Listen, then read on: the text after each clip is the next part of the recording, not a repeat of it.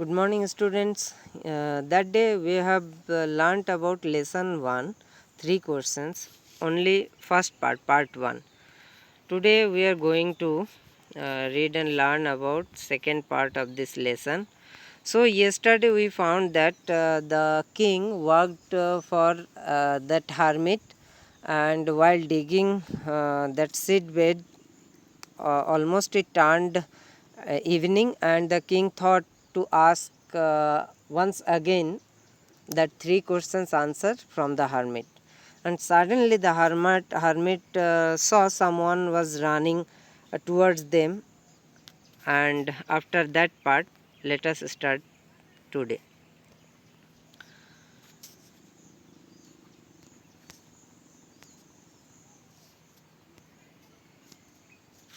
The king turned round and saw a bearded man running towards them.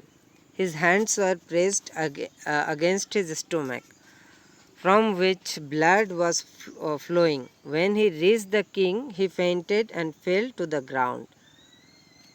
So, when the king turned around, he saw a bearded man who was coming towards them, pressing his hands against the stomach, and from that particular space of stomach, blood was running, flowing down. And when that bearded man came near to the king and that hermit, he fell unconscious and fell down to the ground. The king and the hermit removed the man's clothing and found a large wound in his stomach. When the man fainted down, then what did the king and the hermit do? The king and hermit removed the man's clothing, and they found that there was a wound mark over his stomach. The king washed and covered it with his handkerchief, but the blood would not stop flowing. The king redressed the wound until at last the bleeding stopped. The king then, what did the king do? The king washed and covered it with his handkerchief. That wound, he tried to clean up that wound, but the blood was not stopping. So the king once again redressed. Here redressed means he done the bandage again and again till it stopped bleeding. The man felt better and asked for something to drink. The king brought fresh water and gave to him. By this time the sun had set and the air was cool. The king, with the hermit's help, carried the wounded man into the hut and laid him on the bed. When the man felt a bit better, he asked for something to drink.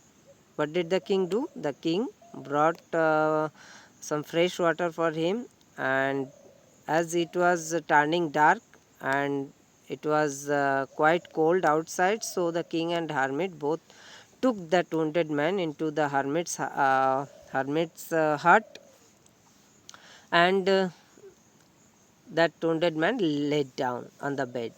The king with the man closed his eyes and lay quiet. The king, tired by his work and the work he had done, lay down on the floor and slept through the night. King was also got tired because he came walking from that forest alone to the hermit's hut, and what he had done some work for the hermit also, so he also turned tired, and he laid down on the floor and he slept throughout the night. When he woke up, it was several minutes before he could remember where he was or who the strange bearded man lying on the bed was. When the king woke up in the morning, for few minutes he couldn't realize where he was lying down and what he was doing over there, because he already forgot about yesterday's everything. So it took some time, and he couldn't even realize who was that strange bearded man who was lying on the bed. When the king was thinking all about it, suddenly that bearded man said to the king, "Forgive me," said the bearded man in a weak voice when he saw that king was awake. That bearded man who was wounded that yesterday, he suddenly asked for the king's forgiveness and said, "Forgive me." The king replied, "I do not know you and have nothing to forgive you for," said the king. The king said, "Why you are asking for forgiveness? I have not done anything for you and I even don't know you." What did the bearded man reply? "You don't know me, but I know you. I am that enemy of yours who showed revenge on you because you put my brother to death and seized my property. I knew you had gone alone to see that hermit and I made up my mind to kill you on your way home." What did that bearded man say? He said, "I know you don't know me personally, but I know you well because you are that person who killed my brother and seized all my property. So I was thinking to take revenge and I knew that you have come alone to see that hermit and I actually was planning to kill you. But the day passed and you didn't return. So I left my hiding place and I came upon your bodyguard who recognized me and wounded me. So when it was too late and you were not returning from that hermit's hut, so I was thinking to find whether you have took another way and returned to your bodyguard or not. So I went to your the place where your bodyguards were waiting, and one of your bodyguard has recognized me and chased me and wounded me. I escaped from him, but I should have died if you have not dressed my wounds. I wish to kill you, and you have saved my life. Now, if I live, I will serve you as your most faithful servant and will order my son to do the same. Forgive me." Again, that bearded man said that I have come here to kill you, and you have saved my life. So from that moment he showed that he from now onward he would be the most loyal and faithful servant for the king, and he will also promised his son to do the same thing. And once again that bearded man asked the king's forgiveness. The king was very happy to have made peace with the enemy so easily and to have won his over as a friend.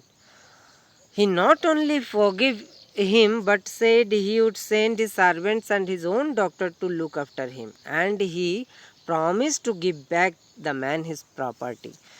Now the king was very happy because he turned one of his enemy into his loyal friend so easily.